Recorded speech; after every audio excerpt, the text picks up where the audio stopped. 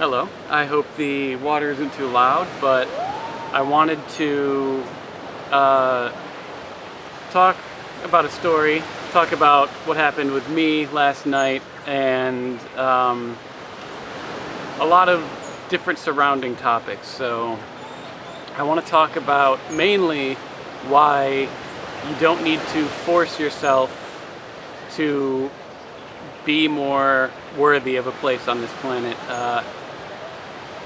Another thing I want to talk about, which has a lot to do with this, is toxic hope versus healthy hope. And yeah, so if you're unfamiliar with me, I quit self-improvement in 2018. That was when I admitted to myself pretty early in 2018 that I was incapable of forcing myself to be an extrovert. And it has been one of the most healthy catalysts of my life. So we'll take it back a couple weeks. I love to travel.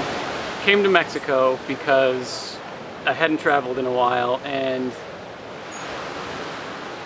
one thing that I want to be is an environment where no one feels alienated. So immediately I pretty much adopted certain habits. So it was also a goal for me to connect with people without drinking so much, because I want my nervous system to know that connection doesn't have to be associated with ingesting the toxin alcohol. So pretty much I would either brew a lot of tea and just kind of stay in the kitchen area, and anytime someone came through, say hi and offer them tea. I did this several times.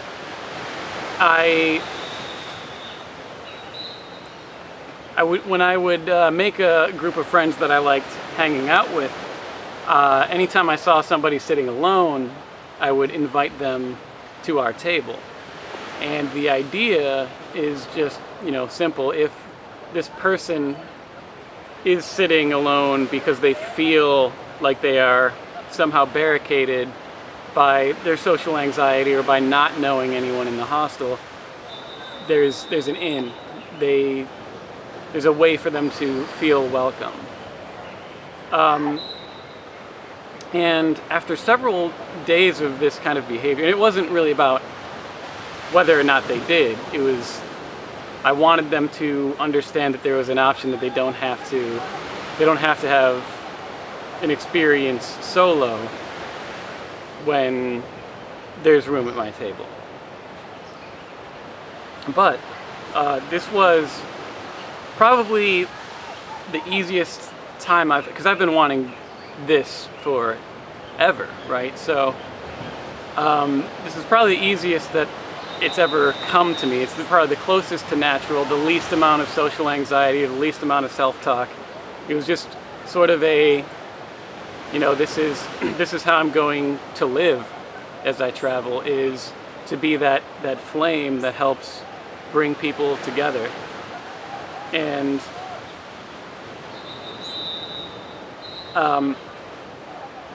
there was a point, maybe after 3 or 4 days of this kind of behavior, there were other things that I did also, but in terms of inviting socialization, but it felt like it felt like I could actually be an introvert or an extrovert. It felt like if I just work harder at it, I could do it. And I was just immediately jolted with a lot of hope and got all this energy. And very shortly after, I'm talking within seconds, my entire nervous system was just flooded with a feeling of sadness and remorse. And the reason is because For now 3 years, I have accepted and forgiven myself for being an introvert. And the moment that hope was reignited, my just emotional body, whatever you want to call it, realized, oh shit, we are, we're about to go through hell again for, I guess it was what, the first 30 years of my life, believing wholeheartedly that if I were an extrovert, I would be a happier person. So that was how I finally understood the difference between hope and toxic hope. And the reason that me wishing I could be, or hoping that I could be an extrovert, the reason that's a toxic hope is because it's not something I can actually control. And therefore it's bound to be one disappointment after another, and there's also no end date, right? If I were to make an example of healthy hope and say, tomorrow I will feel better when I'm in the sun and the sun is shining, right? Even if tomorrow is overcast, or even if I'm so busy tomorrow that I don't get to spend any time outdoors, there's an end date to that. I said tomorrow I hope I will feel better because of the sunlight. And even if I don't get what I want, there's a resolution to it, right? With something that is impossible to grasp, and I'll talk about why it's impossible for me and for many others who may be struggling with this. But if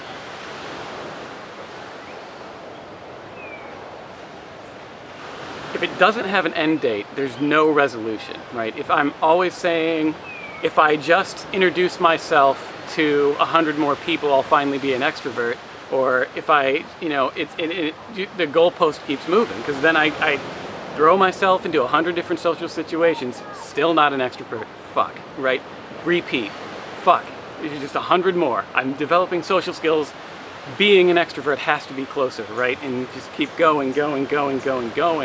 You can do that for the rest of your life and never feel the relief that you promised yourself. And I think that's, if we want to talk about hope, I think its primary purpose is in a stressful situation, which our lives are pretty much entirely stressful. Hope allows us to suspend relief. It suspends relief so that we can have a parasympathetic relationship with a stressful environment, because we know psychologically that it's temporary because of this hope, this refuge that's going to happen in the future. So I guess actually, if you've heard the term false refuge, that is pretty much exactly in line with what I'm talking about with toxic hope. So you tell yourself, I will feel safe when I get a promotion. That's an example of a false refuge. That's an example of, even if there's truth to it, you're suspending a sense of safety into something that's not entirely in your control. That may not even be true. So let's say you do get that promotion, or whatever it is you tell yourself. For me, it was be an extrovert. You may, move that goalpost again. I'm still not safe. I got the promotion, I'm making more, but what happens if the car breaks down and somebody has to go to the hospital, right? And then, you have to say, okay, well, I have to find a side hustle, then I'll feel safe, or I have to get a certain amount in my savings and then I'll feel safe, and this can continue forever. So with hope, it gives us a jolt of motivational energy to get shit done, which is sweet. But the issue is when we are suspending relief, that allows us to stay in toxic environments because we believe that there's an end in sight that may not actually be there. So, speaking of last night, one of the things that I've been doing is keeping drinking days down to like 1 day per week is the idea. And the reason for that is I understand that culturally drinking together is a big social thing. It's part of the culture. It's actually been a healthy thing for me. I mean, I do see it as a crutch, and I've been weaning myself off of alcohol over the past couple of years. But anyway, even though I want to make more connections while sober and am, practicing ways to make that happen, it's still nice to be included in the high energy social norm celebration revelry of just a bunch of people drinking together, hitting the bars, hitting a nightclub or whatever, and not excluding myself from that because I don't want to drink as much. And this is where forcing yourself to be different doesn't work comes in. So last night I went to the beach with a group of people that I've had a blast with over the past several days, but they are going to different hostels in a different part of the city than I am. So we could hang out daily before. Yesterday was like our last day to do that. So I had a great time at the beach with them, came back, was feeling good. I knew that everybody else at the hostel was getting drunk because that was one of the events, was for everybody to go on a party boat and drink and enjoy the ocean together. So I knew that everybody would be, feeling tipsy or a little more. So I made sure that I got, some pre-gaming in to make sure I didn't have to, spend a lot on alcohol in order to join with everybody. So this was me trying to get that good feeling that alcohol gives you, specifically so that I could celebrate, just for the sake of it, with everybody at the hostel. And at one point, we had, on this little square table, there were probably 9 chairs around it. Like, people weren't even sitting at the table because there was, the circle had to be so big that not everyone was even close to it, within reach. Which was cool, and I really enjoyed it. You could, bounce from one conversation to another or whatever. Everybody could hear each other. But there was one point where, because I expected that I was going to be going out, somebody mentioned that we would have to take a taxi to the other side of town to go to the place that everyone decided this is where we want to go. And I was like, like I know me, I don't really want to go to a place that I can't just walk right back. I don't want to have to hail a cab if I want to leave earlier than everybody else who might be partying till 4 a.m., right? Or, whatever time. So that kind of put a damper on things, but, I was already sipping on several shots. I was, feeling somewhere between tipsy and drunk, I would say. And eventually it was time for everybody to go out. It's like 11 p.m. So I hop in a taxi, we all go. Pretty much immediately when I walk into a nightclub, I'm just reminded of everything I don't like about nightclubs. And it feels like, even though I've never been in this nightclub before, it feels like I've been there 1,000 times. I don't like crappy music. I don't like noise at all, especially if it's so loud that I would have to pretty much yell into someone's ear in order to have a conversation. I also don't like paying triple price for drinks. And I don't like dancing. I never have. I'm not going to. I don't even want to dance. And it's not connective. Like the reason I chose to go out was the idea of this is our group celebration. And I walk into a place like this, and it's the same feeling I've had a ton of times before, where I walk into a place where everybody's dancing and there's blaring music that I don't like, and just thinking to myself, I would have to be on a ridiculous amount of cocaine to want to be here, and I don't want to be on cocaine, so I should just fucking leave. And that's something that I have done rinse and repeat so many fucking times. So pretty much I leave within 5 minutes and then take a cab back to the hostel. And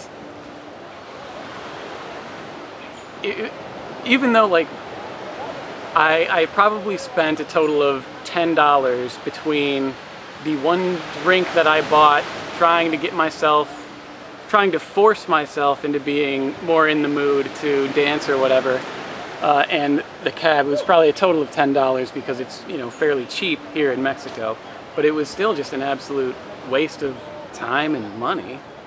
Because, again, I know this about myself. I don't want to be in that environment. I don't want to do that. What I wanted from myself was to be feeling good enough and drunk enough that I would actually want to be in a high energy, high intensity, dance your ass off situation. So I had to sort of come back and admit to myself again, look, you can't force this. If you don't want to go out, don't go out. And that's a rule of thumb I've been living by pretty well for the most part, for the last several years at this point. Actually, even before I gave up on being an introvert or an extrovert, I was, that's where I was with that. But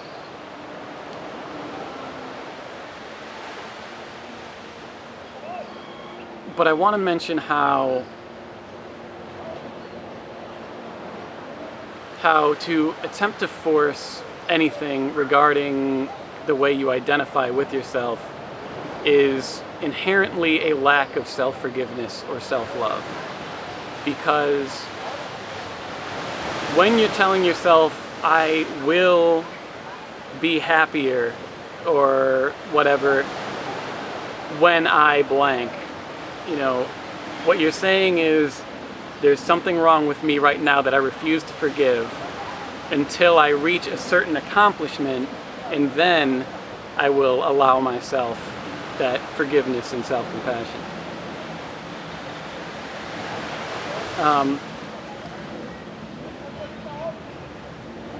So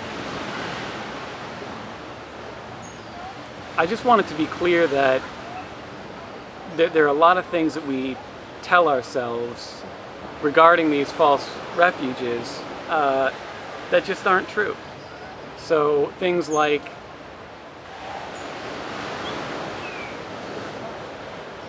I would be happier if someone were in love with me, or if I were in a relationship, or I would be happier if I were more charismatic, or if I were more beautiful, or if I were, whatever. There's a million things that we can look at ourselves and say, I want an improved version of that for myself because I believe that I will be happier.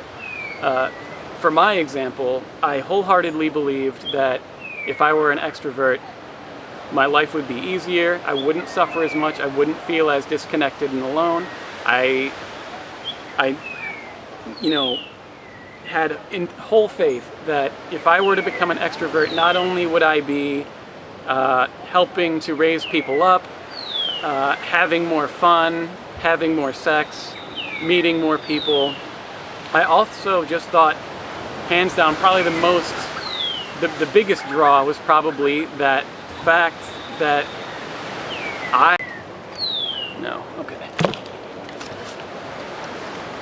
But there was that idea that I would not suffer as much as I do if I were to successfully force myself into becoming an extrovert. And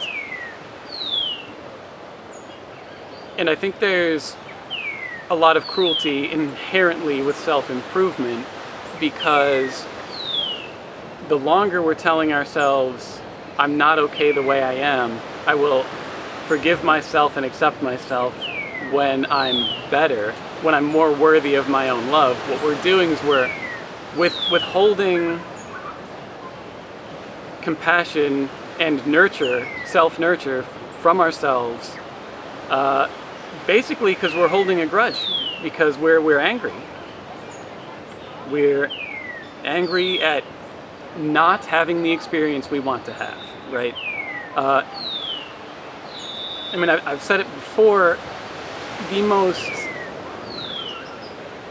most angry you can be at yourself is anger for not being loved, right?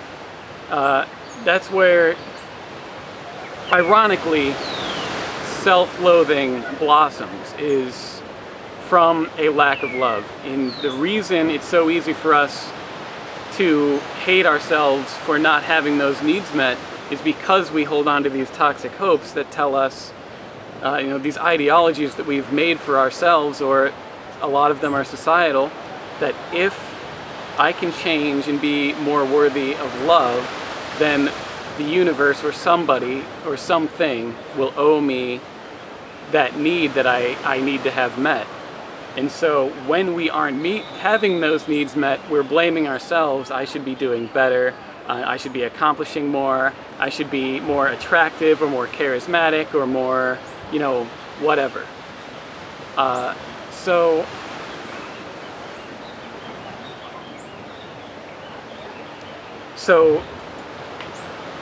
the reason why that's such a tragedy is, if you're not getting your needs met in terms of love from external forces, you have to do it internally.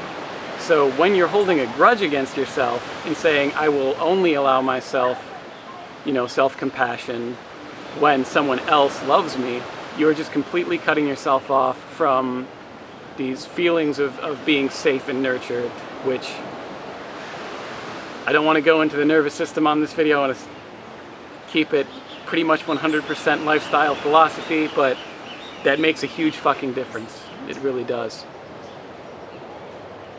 And I guess, I'll do a minor nervous system caveat. If you have the same problems I have, it is probably because you're insecure attached. If you haven't heard of secure attachment, please research it. In terms of epigenetics and and just evolution and human behavior, I think it's some of the most enlightening science that we have.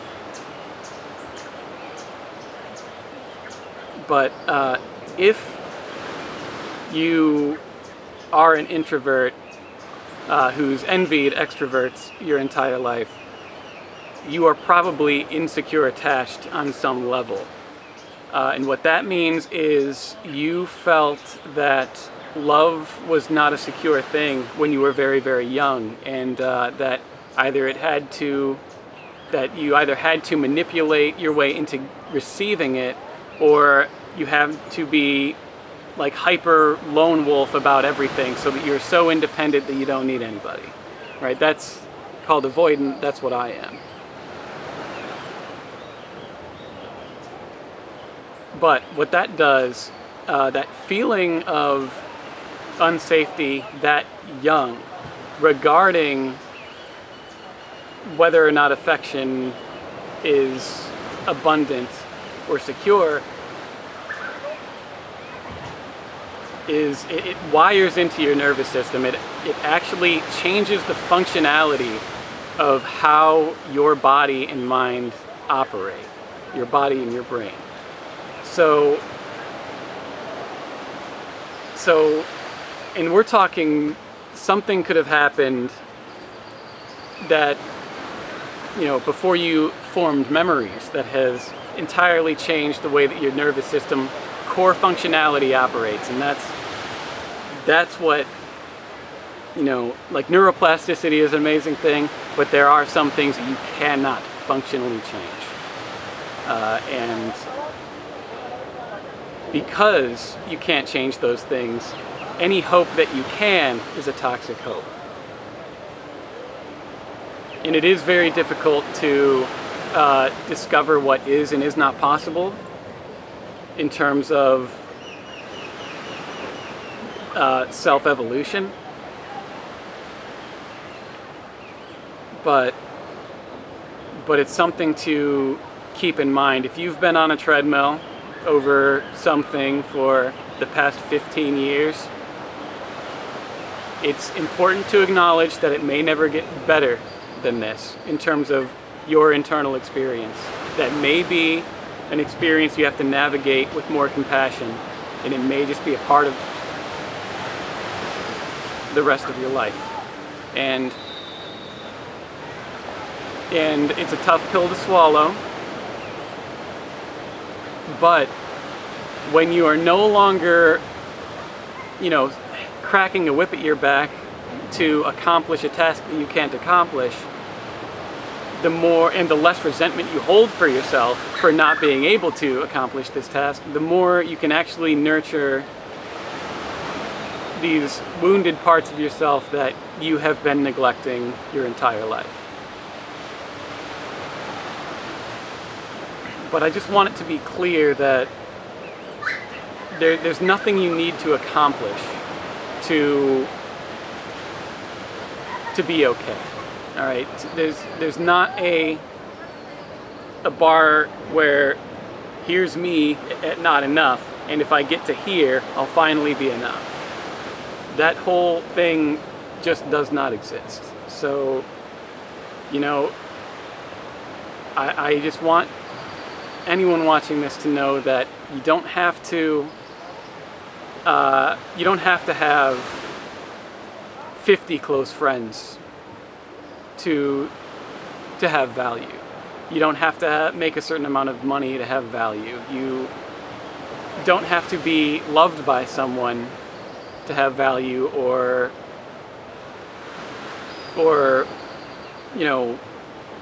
whatever. It's like the way the wind moves through the trees. It's motion, and it's beautiful, and there's nothing being accomplished. It's just the way, the causality of the wind and the trees existing in the same space, that you get to witness this beautiful event, this tranquility of leaves moving in the breeze, and hearing the rustle, and that entire experience. It's just something that is beautiful. It doesn't have to have meaning. It doesn't have to be something that accomplishes a task to be beautiful. And that is what we are. You don't have to be grinding away at a to-do list in order to be, right? You take steam rising from a cup of coffee or tea, and the way it sort of flows upward, and it's more opaque at the bottom, and it becomes more transparent and fades into the air, and it's just it's like a slow, soft flame, and it's just very beautiful, and it isn't needing to grind. It's just the interaction of the thing that we witness and the environment that it's in, right? The coffee is hotter than the air. You see the steam, right? The coffee is a liquid that is hot. You see the steam. So that's what we are. We are phenomenon in a universe. We are, 37 trillion cells, all these different microorganisms working together so that I can do things like this, where I can expel air from my diaphragm up my body, where I can vibrate certain chords so that the vibrations that leave my mouth are specific and associated with a synesthetic experience of concepts being tied to them when when those vibrations hit your ears and ricochet down. And that's just absolutely fucking amazing. We have this microbiome, the neurons along our heart. We have just, it's truly an epigenetic miracle. And it's just to be, right? Like the way the sunlight hits the clouds and gives that silver lining, you have these huge mountains of mist way up in the air that are shaped by the light that touches them from fucking a ridiculous amount of miles away. And it doesn't have to accomplish anything. It is just the way that it is. Just being, it is beautiful. And there's no goal point, right? It doesn't have to have a purpose. So, like, you take me, for example, so much of my life has been trying to force some value that I could give back to the world. So you take, the world doesn't need me to make pretty pictures, right? Not only are we completely surrounded by beauty almost all the time, there are fucking a million photographers who are way better than I am, and there are millions of artists who are absolutely great at what they do, many way better than I am. So what I want to offer the world in illustration, the world doesn't necessarily need. So, and the same is true if I didn't invent Backfire. It's not like people wouldn't be coming around the table together on game night. There are still fucking thousands of great games that people can play at the tabletop with their friends. If I didn't write ethereal custody anthologies, wouldn't matter. There are so many people who have created stories for people to get lost in that anything that I've produced is really just a drop in a bucket that's already very fruitful to our culture and people as individuals. And I say this because so much of the time we are beating ourselves up over not accomplishing enough for us to say, this is what I can give to the world. It's completely okay to give nothing back to the world. You do not have an obligation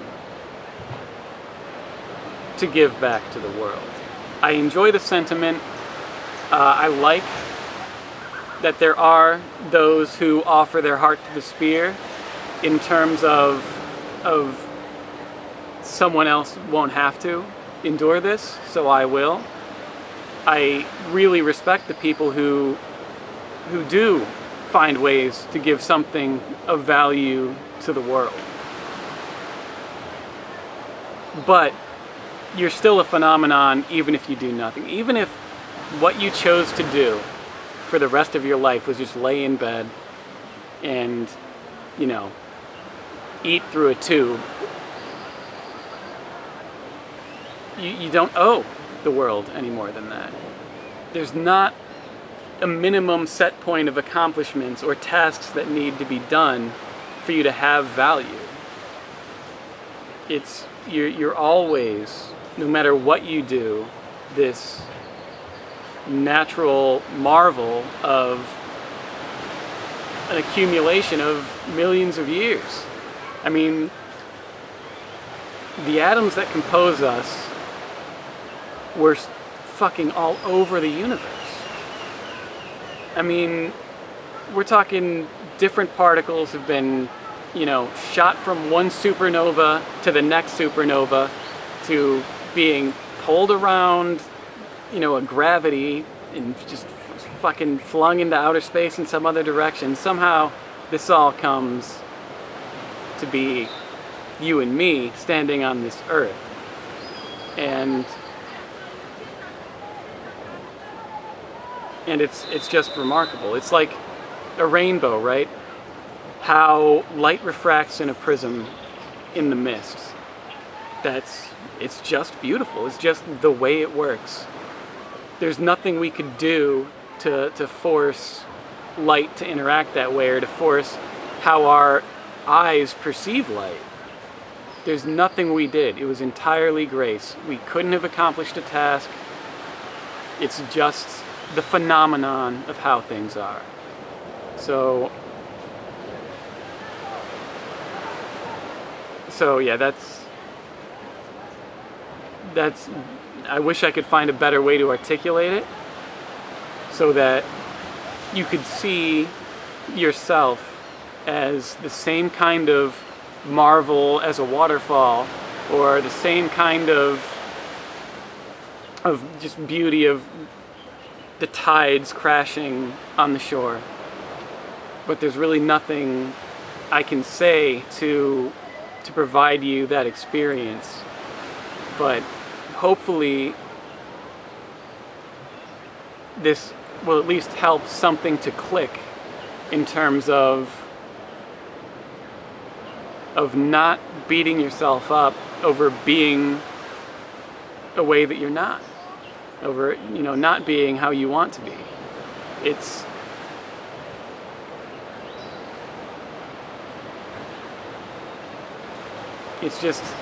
unnecessarily cruel to hold yourself in contempt for not being a way you want to be, because when we're young and our nervous system is forming, we don't choose the things that happen to us. We don't even have enough knowledge about the world to choose the avenues that we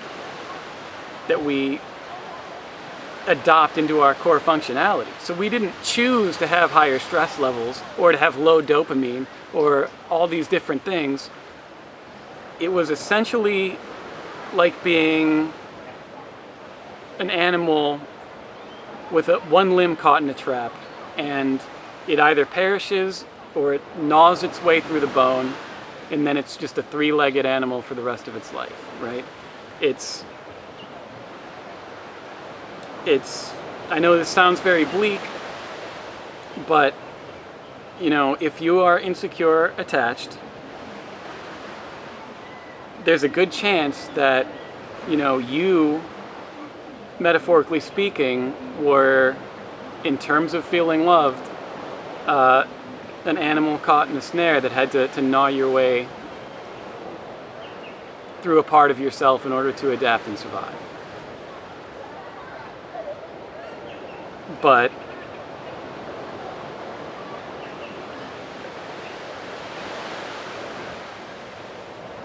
that doesn't have to be something that you hold against yourself, because again, it's not a choice. Before you were able to understand this environment, you had to make life-changing decisions on how you were going to cope with the difficulty of having emotions and being a powerless child. That's what a lot of this shit that we are dealing with as adults comes from, is the early adaptations that made the most sense to our nervous system before we had an understanding of any logic or even memories. But it's okay to be you. It's okay to be exactly the way you are. And I know it's unfortunate, and at times it feels like shit, that we will never get to know who we would have been had we not had to gnaw our limb from the snare, had we,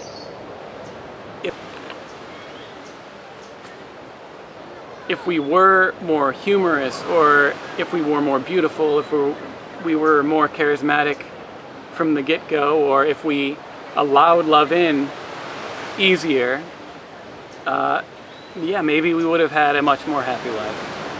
But we will never get to know that. And